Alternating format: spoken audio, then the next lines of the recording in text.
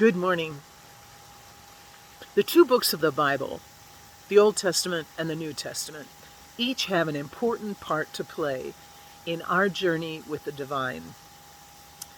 The New Testament talks about God becoming flesh, the stories of Jesus, how this God with skin on walked among us, gave example, loved to the ultimate, and showed us, literally, what would Jesus do? How we too can follow that model as we work and play and act in our lives every single day, interacting with other people. This model, of course, is one that is precious to us. The Old Testament is really a little different. I like to think of it as almost a bit of a gardener, that those who walked and lived in the Old Testament were preparing the soil of the hearts of the people of God to receive the Messiah, the promised one, the one that the people of the Old Testament had been praying for centuries.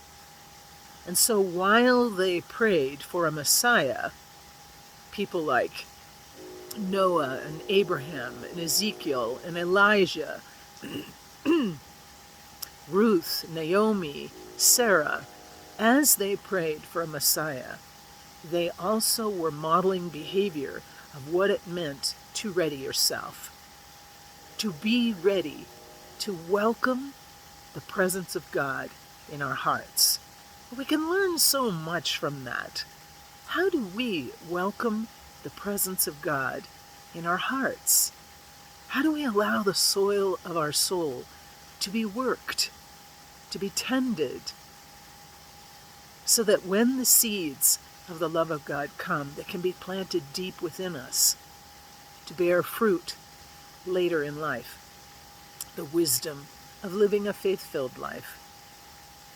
The story of Abraham is one that is a powerful one. There are songs, there are plays, there are all kinds of ways that we have learned about this wise man, who was the first that God walked with and formed a pact with, a covenant. God loved Abraham.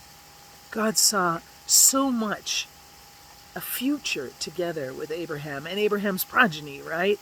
Everyone who came afterwards. The story is that Abraham's name was Abram to begin with, right? And you remember, it became Abraham, extending the relationship between Abraham, humanity, and the divine, as well as telling Abraham there's a future for you.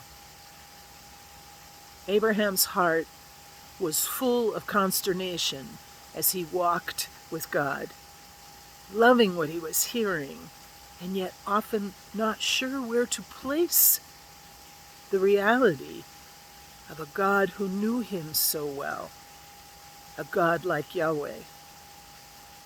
So when they make this covenant, God promises to Abraham that your descendants will be as many as the sand on the seashore, as many as the stars in the sky.